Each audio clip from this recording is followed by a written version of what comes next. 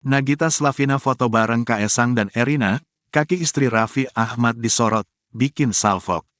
Nagita Slavina foto bareng Kaesang dan Erina. Kaki istri Raffi Ahmad disorot hingga bikin salfok. Artis Nagita Slavina kembali bikin netizen salah fokus alias salfok saat foto bareng suaminya, Raffi Ahmad, dan Kaesang Pangarep serta Erina Gudono. Adapun yang menjadi perbincangan netizen yakni wujud kaki istri Raffi Ahmad, Nagita Slavina, saat berfoto bersama Kaesang Pangarep dan Erina Gudono.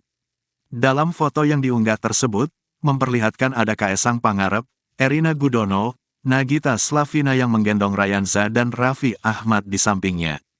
Diketahui anak dan mantu Presiden Joko Widodo ini sedang berkunjung ke rumah Andara. Saat foto bersama, bukan ekspresi yang dikomentari netizen. Netizen justru dibikin salah fokus dengan kaki Nagita Slavina yang tampak bersih dan mulus. Pada foto tersebut, Nagita Slavina dan Raffi Ahmad tersenyum semeringah. Sedangkan, Kaesang Pangarep dan Erina Gudono kompak tersenyum simpul saat berpose di kamera. Nagita Slavina mengungkapkan pertemuannya dengan Kaesang Pangarep dan Erina Gudono dalam rangka menjalin silaturahmi. Silaturahmi, tulis Nagita Slavina di akun @raffinagita1717, Kamis, tanggal 26 Januari tahun 2023. Alih-alih fokus pada Kaesang Pangarep dan Erina Gudono, netizen justru salfok dengan kaki Nagita Slavina. Banyak netizen yang menyoroti kaki Nagita Slavina saat berfoto dengan Kaesang Pangarep dan Erina Gudono.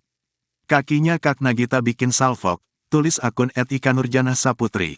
Kakinya Mama Gigi glowing banget, tulis akun @imainsaniah. Mama Gigi gak pernah ke Bekasi pakai sandal jepit dan naik motor ya?